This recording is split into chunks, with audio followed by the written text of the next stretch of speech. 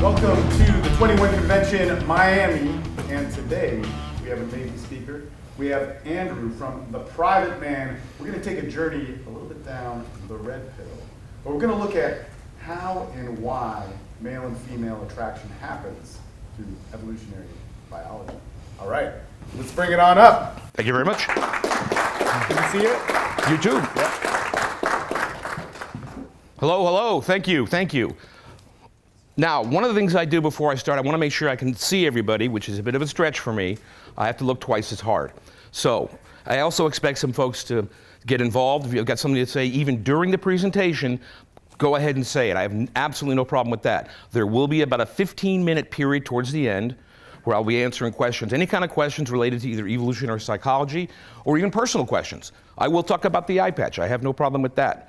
But in the meantime, and I'll get to my background in a minute, I can't even see it. There we go. Male-female attraction, the why of how. And I'll talk about a couple of seconds of how I got into this. And it's called the red pill presentation for a reason. And first of all, anybody know about the concept of the red pill? So some of you know about it. Who does not know anything about the red pill? We got somebody over there. Okay. Oh, by the way, I'm Andrew, the Private Man. That's my internet sort of nickname, so to speak. A lot of people in this business use different names, like somebody like the Mystery from days gone by. I'm the Private Man, and I'll talk a little bit about my blog in a minute. So the red pill is from the movie The Matrix, the 1999 movie The Matrix. There's that amazing scene where Morpheus gives Neo the opportunity to take the blue pill or the red pill. And if he takes the blue pill, he goes happily back into the Matrix, lives his life as if nothing has happened. He takes the red pill, and he goes down the rabbit hole.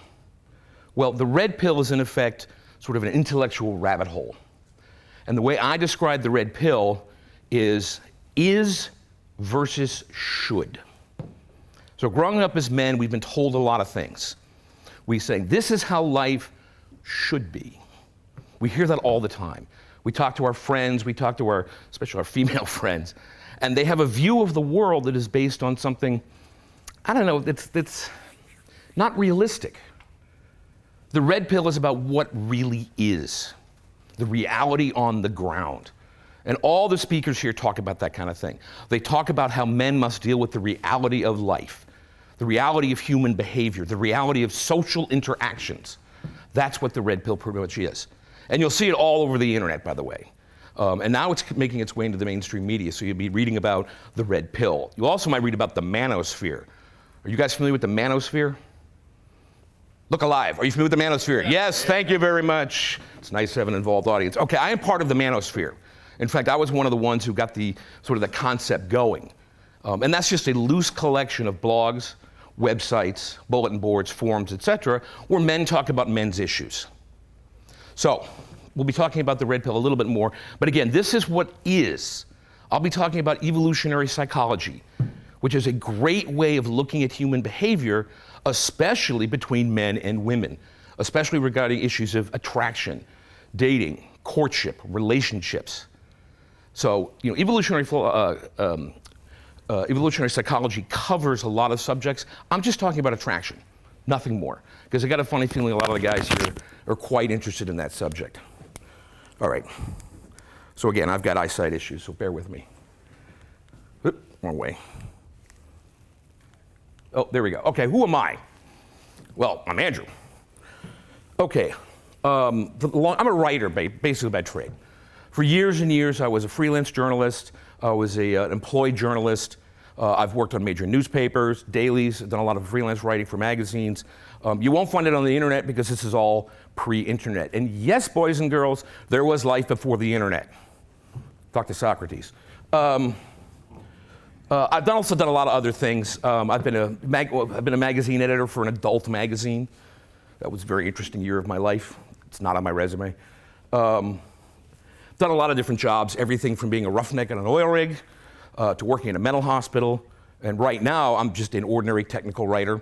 Work 9 to 5. If I said anything more about my job, you'd all be asleep.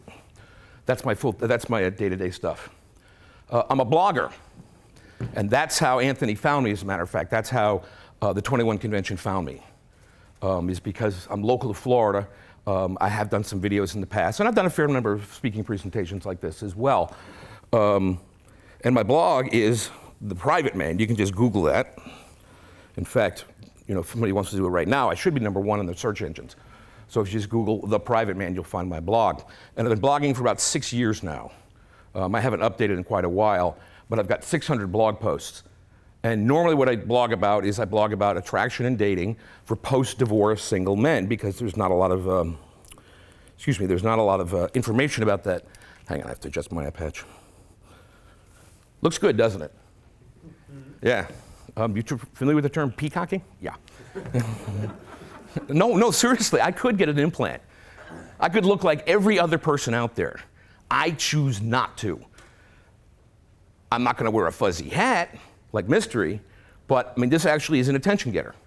And by the way, nobody messes with a guy with an eye patch. Nobody. They have no idea how it happened. It's like knife fight. No, it wasn't a knife fight. I'm involved in the Manosphere and Red Pill.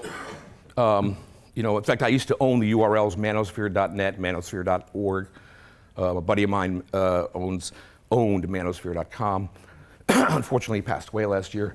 I have a degree. Yes, I do. I went to college in cultural geography. I know, you don't know what that is. Don't worry about it. Just don't tell me to get lost. I'm 54. I'm the oldest person here. And with that in mind, get off my lawn. Sorry, I had to say it. Twice divorced. Didn't get it right the first time, didn't get it right the second time. Not going for the hat trick.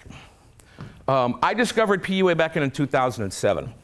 Kind of old school stuff. I knew my second marital administration was coming to an end. I knew I was going to get back into dating. I didn't want to go unarmed. I wanted to know what was going on. Through just random stuff on the internet, I discovered a guy named Roosh.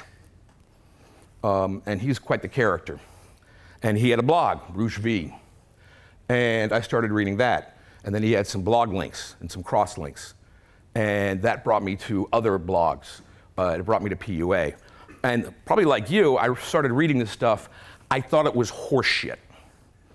I rejected it soundly because I was raised, and you can read it in my blog, I was raised with the 2 worst pieces of advice that a mother can give a young man regarding being more attractive to girls. 4 words that ruined my life. Be nice, and what are the next 2? Be yourself. Okay? I got that advice when I was like 15 or 16 years old. When I was 18 years old and still without a girlfriend, my mother came to me and said, Andrew, it's okay to be gay.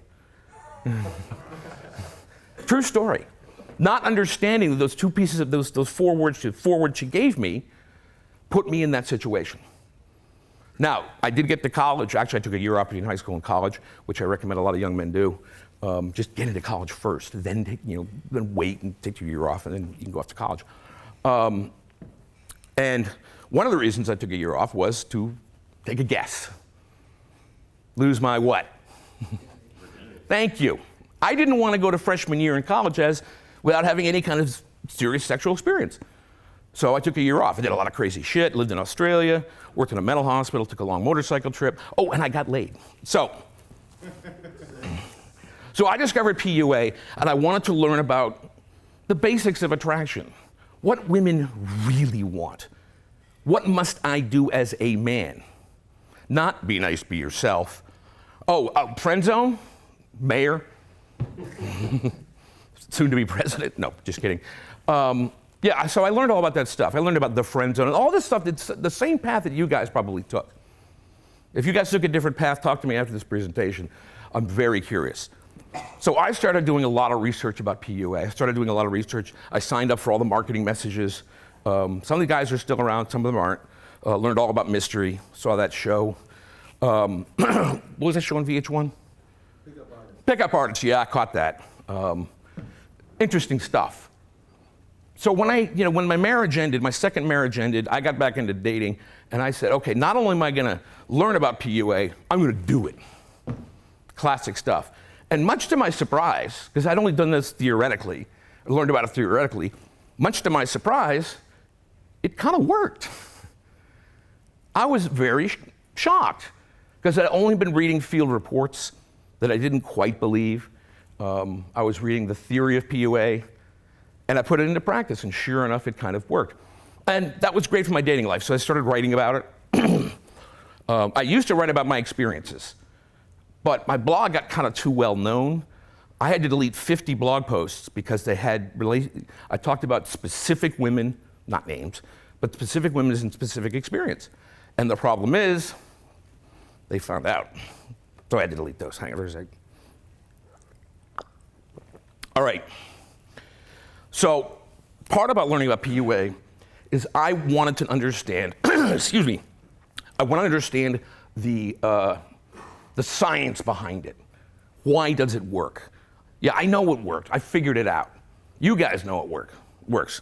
You're still figuring it out too. But why? Why is it when a PUA person says, do this, and that there's an attraction response from a woman or a girl? Why is that?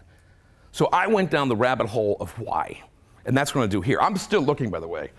I still do a lot of research. I still practice what I preach. When I go out, I run game. And I've internalized it to the point where it's just natural. That took years, by the way. I mean, I don't think it was until about 2012 when I was going on dates, and people ask, how do you find the dates? Online dating, by the way. I did it a lot. It was time-consuming, but it worked. So I'm still looking for answers on that regard, and I still have fun dating. Okay. Get that to work. Okay, so what I've learned so far in this whole rabbit hole experience, all my study and practice, attraction behaviors are very predictable. This is one of the core elements that I've learned, and I think you all learned. When it comes to attraction, we are very predictable. Tell that to a girl, she will never talk to you again. Because what do girls want to be? Special snowflakes. Okay, we're not special snowflakes. There are common patterns of human behavior. And a lot of the talks during this convention are going to be about that, including somewhat of mine. So that's the first thing. Social expectations and influence is not even 80%. Okay, this is another thing, because I was always taught, especially in college, that at birth, we are blank slates. That we bring no inherited behaviors with us, with the exception of eating and pooping and breathing. So that all human behavior is in effect, and I think you've probably heard this term, social construct. Does that word ring a bell, that term? Yeah, what that basically means is that everything we do, even as it relates to attraction and mating and dating and relationships, is learned behavior. And I was taught that, I believed that fundamentally for most of my adult life, until fairly recently. Then I discovered evolutionary psychology.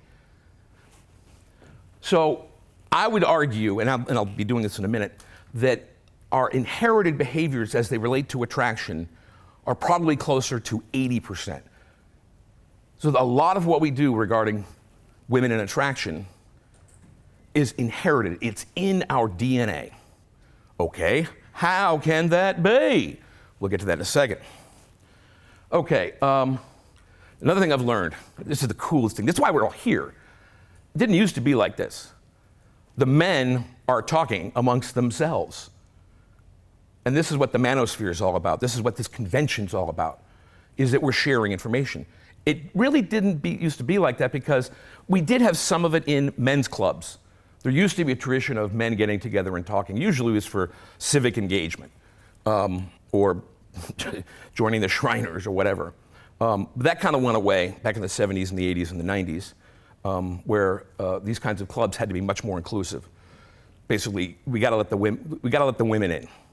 Well, so what did the men do? Well, they went to the internet. And for instance, there's the Red Pill subreddit. I don't know if you're familiar with that. It's got 170,000 subscribers. That's a big subreddit. And I was there from the very beginning when it was like 200. And it's been growing ever since. It'll probably top out of the 250,000 or more. So the men are talking. We're sharing amongst ourselves. And we're talking about subjects that make women uncomfortable. When I talk about my blog and talk about this stuff to the women that I know, I've lost female friends over this. They don't want to hear they're not special snowflakes. They don't want to hear that they're predictable when it comes to this stuff. I had a very good female friend, and I talked to her about the alpha widow concept. And she looked at me and said, that's interesting. And then I got an email from her 2 days later, I don't want to be your friend anymore. Well, it turns out that she was an alpha widow.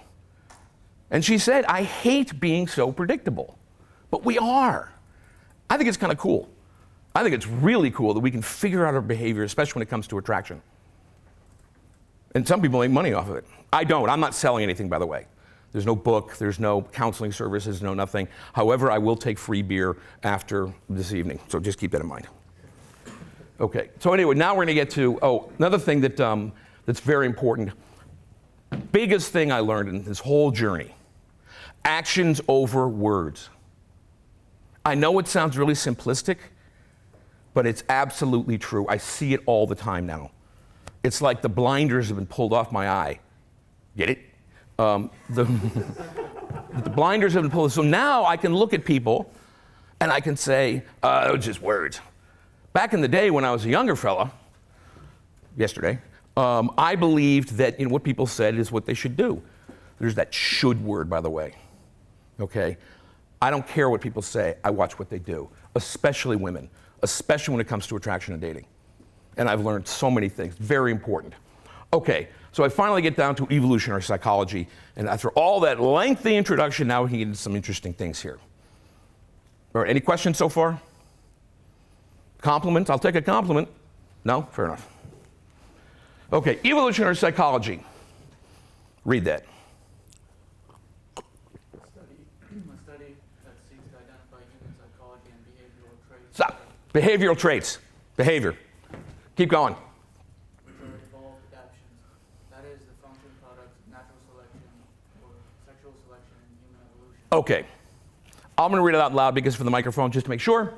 A study that seeks to identify human psychological and behavioral traits which are evolved adaptations. Very important that. That is the functional products of natural selection or sexual selection in human evolution. And of course, at the bottom, too long, didn't read. Applying evolutionary theory to the mind. That's all there is to it. That's all there is to it, nothing more. And a lot of speakers have been talking about this in the past. They allude to it, so I'm going to kind of drill down a little bit. Okay, if there's anything you should take away from my presentation, it is this graphic. This shows human social history in a nutshell. We started roughly 350,000 years ago. There is some dispute about that.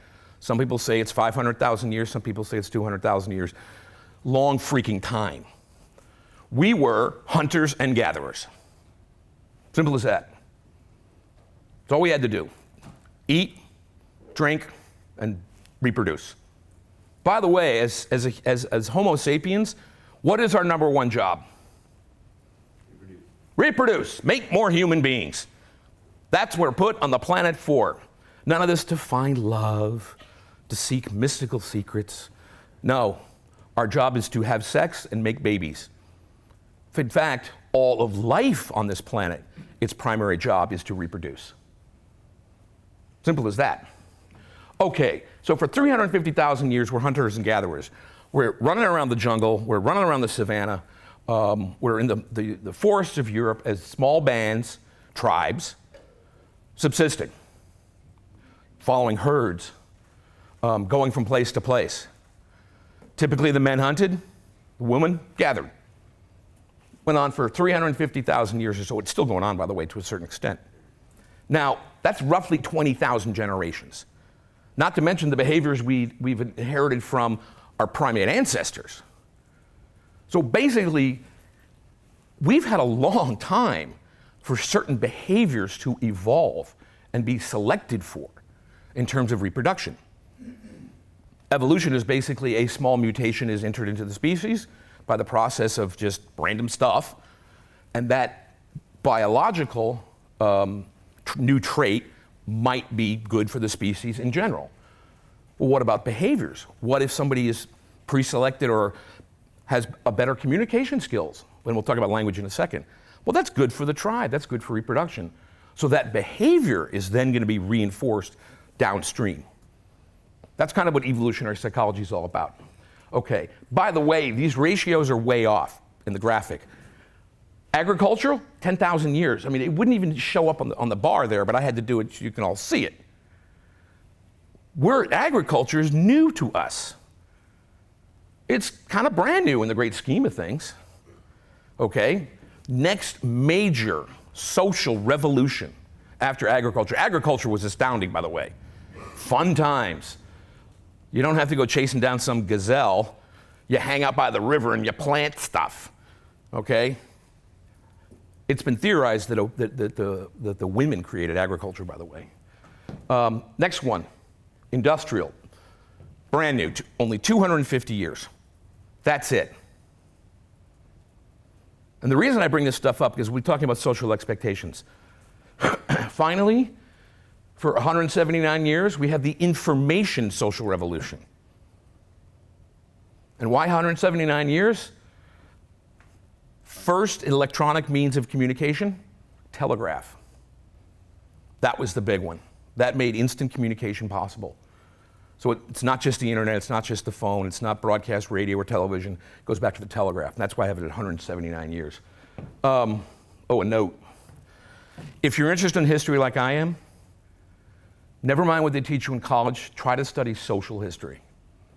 Because social history is how cultures change over time. It's how cultures adapt. It's how social expectations change over time. This is a very important form of history. Most history you taught in college, it's sort of like politics, economics, business, world leaders, whatever. Well, yeah, that's interesting if you're into that. It's great for Trivial Pursuit. But why is it that a person like Winston Churchill could come to being? What happened in that part of his social history? What was going on in England at the time? Why is it? What is it about our election right now? What is in our social history that leads to this very peculiar presidential race, which thank God is going to be over in less than a month. Fuck. I'm sick of it. My Twitter feed is full of that crap. Anyway, so if you want to get into it, study social history. It really is interesting and it really does help get you a much better understanding of how our culture works. Okay. All right, so now let's talk about some baseline behaviors of pretty much all life, and then we can sort of build on those. And we are going to have a bit of an exercise here. No, I'm not going to give you a quiz, but we will have an exercise. We can be talking about PUA stuff and how it relates directly to evolutionary psychology. Okay, baseline behaviors, survival and reproduction. You guys ever heard of Maslow's hierarchy of needs? Yeah. I mean, I'm not going to get all technical and stuff, but basically at the very bottom of the thing, it's living, it's eating, it's being protected, it's not getting eaten by a saber-toothed tiger, it's surviving. Okay, that's at the very bottom. And back when they were hunter-gatherers, that was a big deal. I mean, things were tough back then. You could get eaten by a saber-toothed tiger. Females seek the best DNA. Yeah. We'll talk more about that in a couple of seconds. But this is one of the axioms of PUA, is that women are looking for the best DNA. But they're also looking for something else. That's in a future slide. We'll get into that. Lecking. Ever heard this word? Stop. No, you know everything. L-E-K-K-I-N-G. Lecking. This is a technical term. I swear to God, you could Google it. Wikipedia. It's where a man, or the male of the species,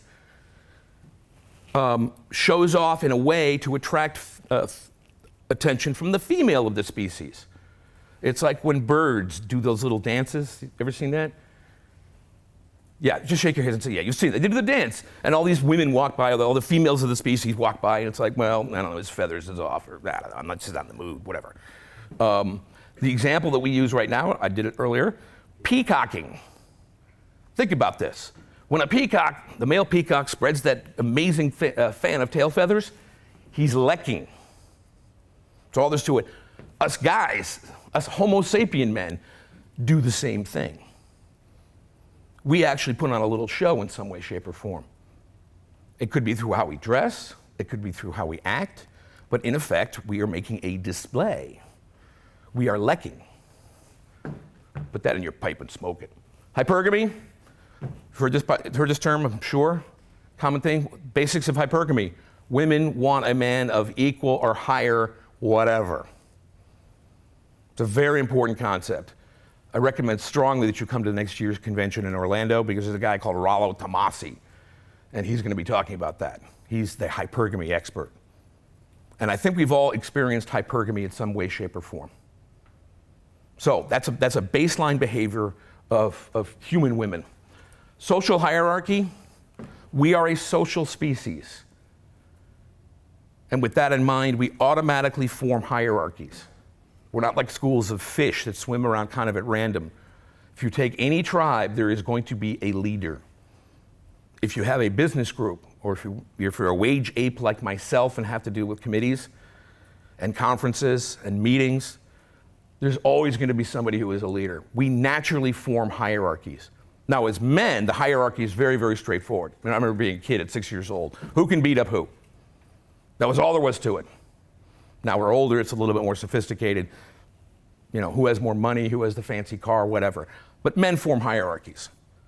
That's why one of the reasons we're really good at creating military structures, because that is a definite hierarchy. So because we're social animals, we do form a hierarchy, and because we are social, we also need social skills. We'll get to that right now. Okay, we're hunter-gatherers for about 350,000 years. What kinds of behaviors evolved? Now, some of these might have gotten picked up from previous species, but communication skills. We are incredibly good at communicating. We have something that no other species has, language. Plus, we have, our body language, our spoken language, we have writing. So we are incredibly sophisticated communicators. With that, we have to have social skills. And this is where a lot of guys get kind of, I worked in software development off and on for about 20 years as a technical writer. I've worked with engineers a lot. In the beginning, I hated engineers. I know a lot of you out there right now, forgive me. I've made my peace with engineers. But I know a lot of engineers and I know a lot of guys, and for whatever reason, social skills does not come naturally. We talk about introverts, we talk about extroverts, what have you. But for some folks, social skills don't come naturally. Unfortunately, they're mandatory. If you didn't have sufficient social skills as a hunter-gatherer and you were a loner, you're not going to survive. Well, some of that has echoed through the ages, through the last 350, 400,000 years. So social skills are still very, very important because we are a social species. And I would argue that social skills are evolved, especially in humans. You ever seen chimpanzees running around? Okay, their social skills kind of basic. They're not real good. You don't see chimpanzees forming their own conventions, all right? But still, they're social to a certain extent. So our social skills have evolved tremendously to the point where we can teach them to each other. You can read about them in a book. Cooperation and coordination, another one that hunter-gatherers and we're still very, very good at. If you had to survive in basically a hostile world and then advance as a species, you really had to have your shit together. We really had to have cooperation and coordination at a tribal level. Now, I didn't say at a societal level, I'm saying a tribal level. Anybody know the term Dunbar's number? Yeah, of course you're gonna shake your point, whatever. I can talk in gibberish and you'd be like, yeah. Anyway, I do improv comedy too. Dunbar's number. Dunbar's number was created by an anthropologist looking at how people relate to each other. And he figured that based on how human beings act in a social context, he figured that there could be no more than about 200 people in a tribe. And it kind of makes sense. More than 200, you're not going to know who they are, right? Under 200, it's like, oh yeah, that's Og. He's okay. He's got a club foot, but he's good with a spear. All right? Yeah, you can give him some stuff. You can share resources with him because he's a known quantity. Over 200, it gets a little squishy. It's like, who the hell are you? Get away from my protein. So that's Dunbar's number. So we had to cooperate and coordinate on a tribal level, a small group level, to eat, basically. The women had to know where the berries were. They had to know what tubers were edible. The men had to know, be able to coordinate to chase down a monkey or a gazelle or a giraffe, whatever. And then we had further task specialization. Certain people got good at certain things. One guy may not be good with a spear, but he knows how to make a sharp object, stuff like that. Just as an aside, the dates I keep talking about do change, because a big part of evolutionary psychology, of course, is anthropology, which is basically a fancy way of saying we look at people and see what they're up to. There's another word called praxeology, which is the study of human behavior. And then, of course, you have archaeology. And this is the problem. The biggest problem with evolutionary psychology, it cannot be proven empirically. Until we get hold of time machines, we don't know this stuff actually happened. However, by applying sound logic and reason, some of these things make a lot of sense. And archaeologists, they're always looking for tools, basically, our early tools. And that shows, to a certain extent, how those tribal structures were formed. And we can also look at other current tribes that are still pretty much living in a hunter-gatherer condition today. Not many, but they're still out there. So it is very hard to prove. By the way, evolutionary psychology is also, it's kind of a thought crime. I'm gonna get a little bit ideological here. Social justice warriors, that whole stuff going on out there in this world? All those very progressive people? They're pretty much all blank slaters, meaning they believe that human behavior is 100% learned. They completely disavow any kind of inherited trait, especially regarding behavior, especially regarding our sexuality. To them, it's all learned. So when you talk about evolutionary psychology, it does get controversial. And the biggest criticism is, prove it. Hard to do empirically, because a lot of this stuff happened 200,000 years ago.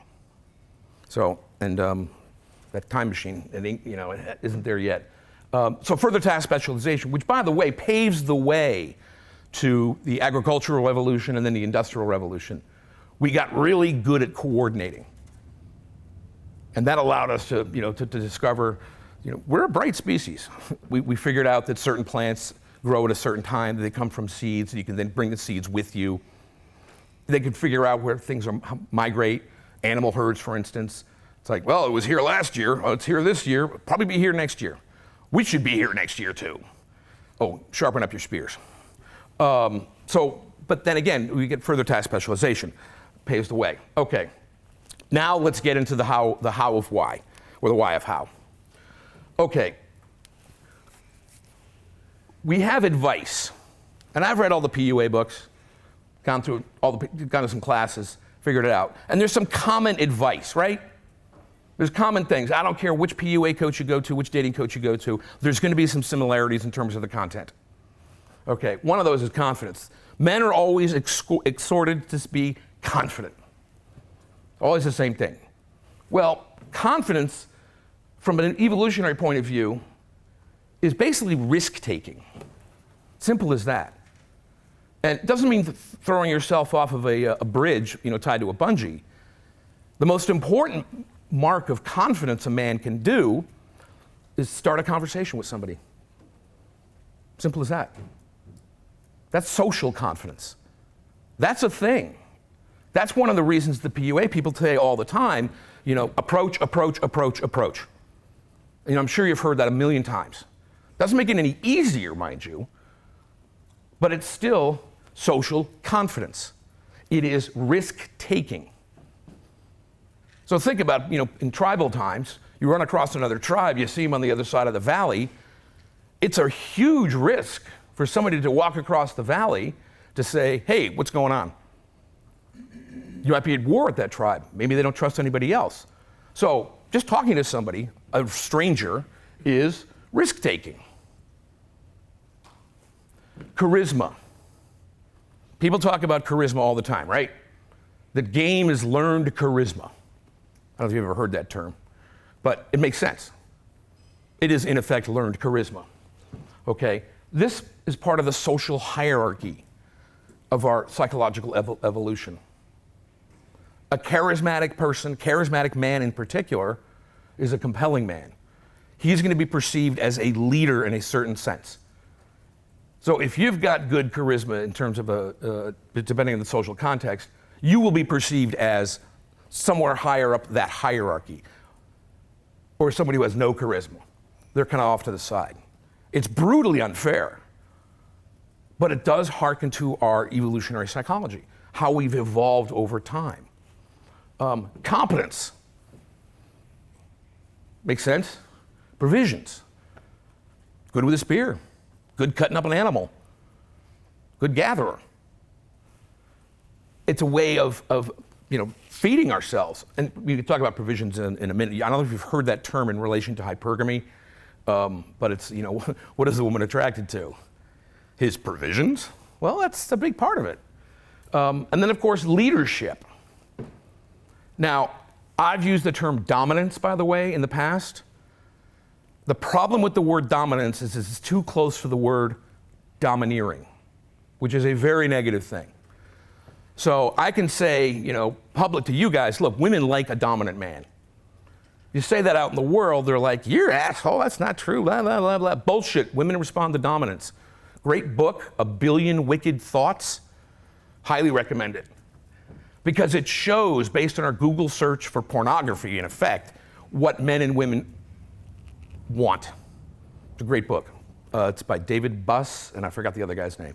One of the things I'll do is I'll work with Anthony to put up a good reading list. I got a bunch of great books that talk about this kind of stuff. Sidebar. I got plenty of time. Studies.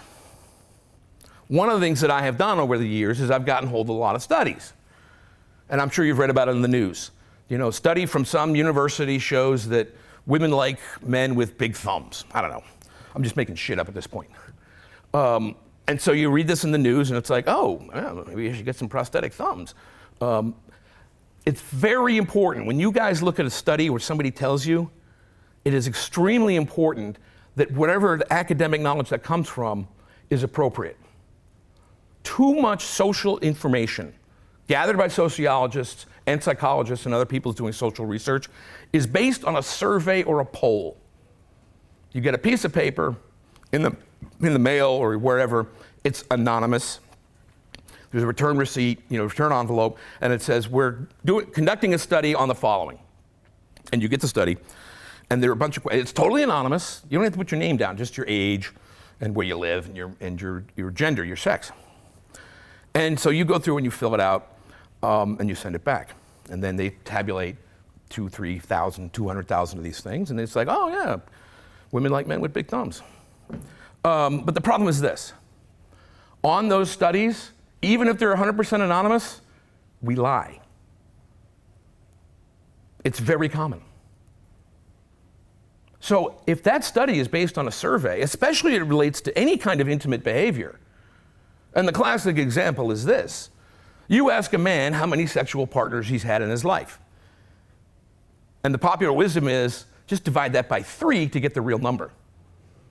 You ask a woman the same question, how many sexual partners have you had in your life, or the past 5 years, whatever, she gives a number, multiply that by 3 to get the actual number. It's called aspirational lying. I see it in the online dating profiles all the time, constantly. The guy's like, well, I'm only 5'5", but I aspire to be 6'2". In his profile, he's now 6'2". Happens all the time. Woman perceives herself, or she wants to be slender, athletic, with large bosoms. And the next thing you know in her online dating profile, she's slender, athletic, with large bosoms. However, you go on the actual date, none of those apply. We lie to ourselves. We lie to ourselves on surveys and anything where you have to volunteer information. The best social information comes from observation. I am the worst eavesdropper on the planet. I go out in public all the time.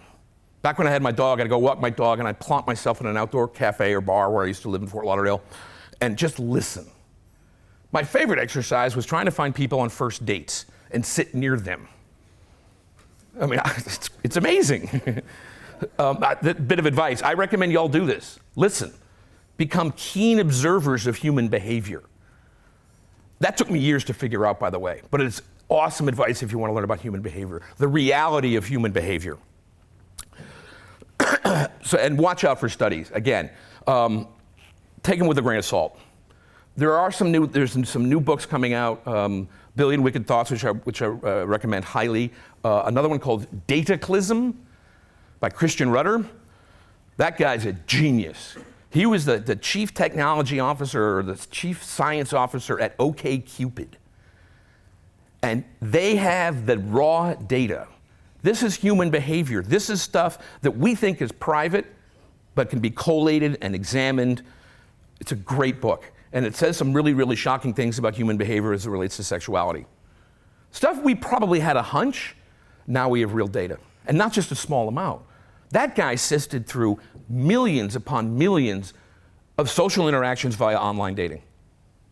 Can't recommend it enough. Great book. Another book that I've read, and actually I've spoken to the author, is Date-onomics, talking about the demographics of dating, mostly for people in the millennial crowd, but it does also affect other people, other ages as well. So that's a pretty good book. And it's well written. It's not full of statistics or anything.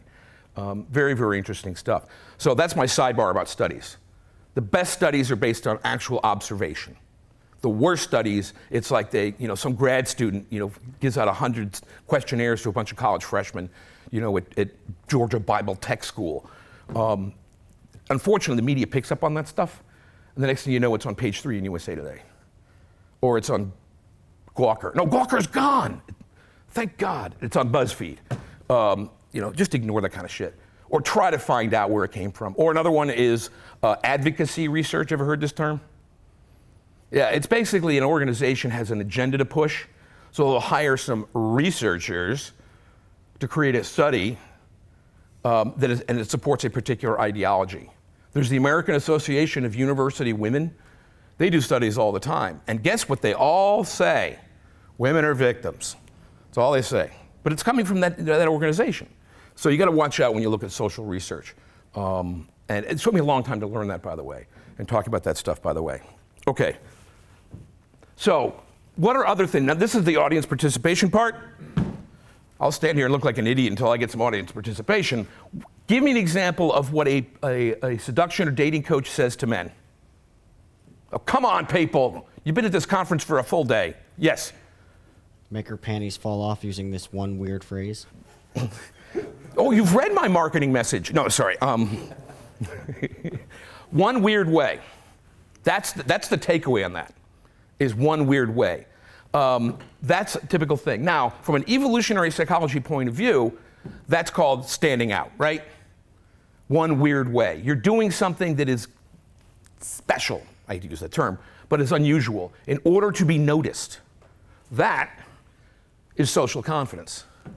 Simple as that. That's where that fits in. And again, guys, standing out is a good thing. You don't have to wear a clown suit. In fact, don't. It's dangerous now. But you do. Oh, you got that joke, huh? I hate morning presentations. It's like 5 seconds later. But standing out is an act of social. Visually standing out is a social confidence. That's why I wear the eye patch. Absolutely true. I wear the eye patch to stand out. I have nothing to lose.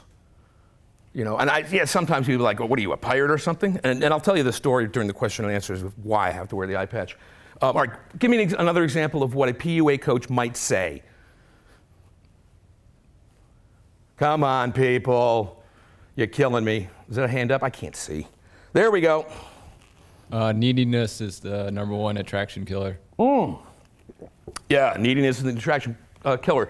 That relates to competence, by the way. If you are dependent on somebody, think about it in a hunter-gatherer way. If you're an able-bodied man and can throw a spear as well as the next guy, and you're hanging out with the women scrounging berries, I mean, #1, you're low down on the totem pole. And #2, you're not good for the tribe. Simple as that. And also, there's a certain gender or sex-based expectation. A man is supposed to be strong and independent, right? and I've been through this in my relationships, and I'm sure you have, you show a degree of emotional weakness, and it's an attraction killer. And that related to neediness.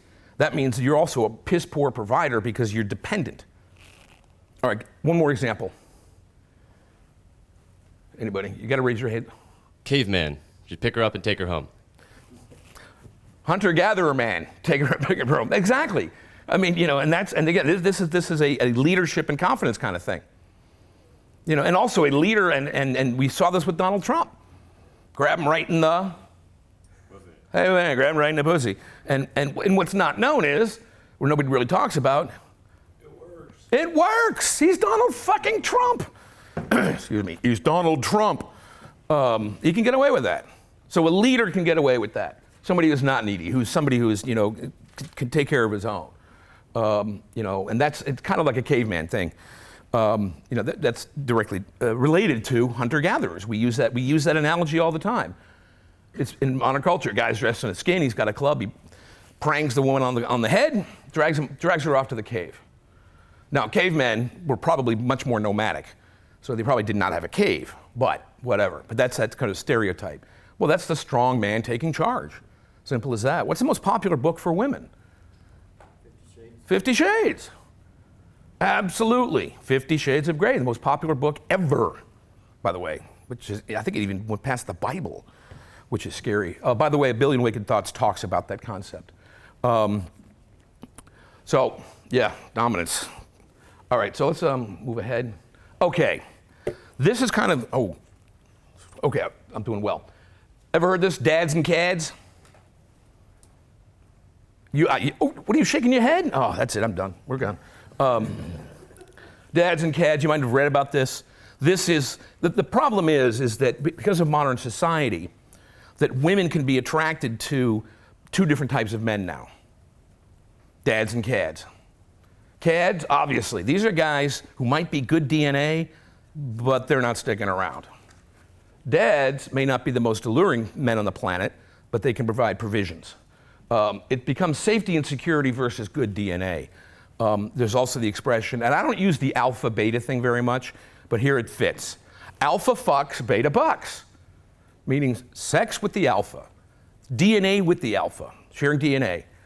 But the beta guy, he has to have the full-time job and provide all the provisions.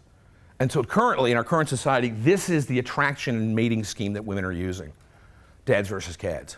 Back in the day, you could be a dad type, and you're still gonna get a hot babe. Of course, back then they were all kind of hot because they weren't fat. And of course, this ties into hypergamy. Okay, all right, that ends this portion of this presentation. It is now time for questions and answers. So, I want questions and I will provide answers. And you can ask me about myself. Do you want to hear about the eye patch? Yeah. Eye patch. All right. Some people know, some people don't. Has anybody read my blog? One in the back, one over there. You have, of course you have. Okay, the rest of you haven't seen it. All right. I wear this eye patch to cover up a facial disfigurement as the result of a treatment for an extraordinarily dangerous and rare form of cancer. Fundamentally, I'm dying. I got a couple of years, relax. So the eyeball was removed. I had the option of getting a prosthetic. I turned it down. So underneath my eye patch is a very unpleasant looking thing called the conformer. I cover it up with the eye patch, and then when National Talk Like a Pirate Day comes along, I get all the free drinks in the world. So that's why I wear the eye patch. Okay, other questions? Sir. All right, we have a microphone coming in. So how have you used some of these principles about how humans used to live in like a native environment to improve something in or outside of your dating life? All right, the first thing is never mind that. I went back to confidence, and I talked about confidence earlier. And I'll give you a very classic example of the manifestation of confidence that I use. And it has been very, very successful. Number one, I approach in person. I show that social confidence. I start up conversations. It's relatively easy for me just because of the nature of my character. When I meet a woman away from online dating in a particular social context, what I do is I don't ask for a date. I assume it's gonna happen. And here's my pickup line. I'm enjoying this conversation, I'm enjoying your company. we are going to have a date. Never give him a chance to say no. Now, that presupposes a couple of things: social skills and knowing the social context. That's incredibly important, because I have to perceive that there's a level of interest that this woman is giving me. I have to spend some time with her. I have to look for the classic PUA things of the hair flip, the eye contact, laughing at the silliest thing that I said. Then it's like, oh, there's some attraction here. And so then I use that confidence, that shows that I'm a risk taker. I did it just last night at the bar here at the hotel. I always scan a bar. I look for a woman sitting by herself or two women. And I always try to have them sit on my left for obvious reasons. In fact, if I'm sitting around, always approach me from my left shoulder, because you don't exist. So I can do this, you're gone. You don't exist over there. Anyway, and I will make a point to sit next to her and just start a conversation, something banal. About the weather, about whatever, the hotel, where are you coming from? Because this is an airport hotel. I did it last night. There was a blonde woman, and I got her on my left. Unfortunately, she was in the process of leaving, but I said hello, and then I was looking for a menu, and she very politely said, oh, would you like to see? I've got an extra menu. Here you go. I mean, little things like that show a degree of social confidence and social skills. Very important. Other questions? Sir. Question about social hierarchy. So in a hierarchy, you can only have, most people are going to be at the bottom or in the middle. You can only have a few people at the top. Yes. So it's reasonable to suppose that most people have kind of this built-in need to belong somewhere, and they know they're not going to be at the top. And so is the development of charisma and leadership, is that actually kind of a way to deliver value to most people? Like if you build that, you're actually helping to fulfill their need to belong, because they know they're probably not going to make it to the top. All right, two things going on with that question. Good question, by the way. Two things going on. We are a social species, so the sense of belonging is critical.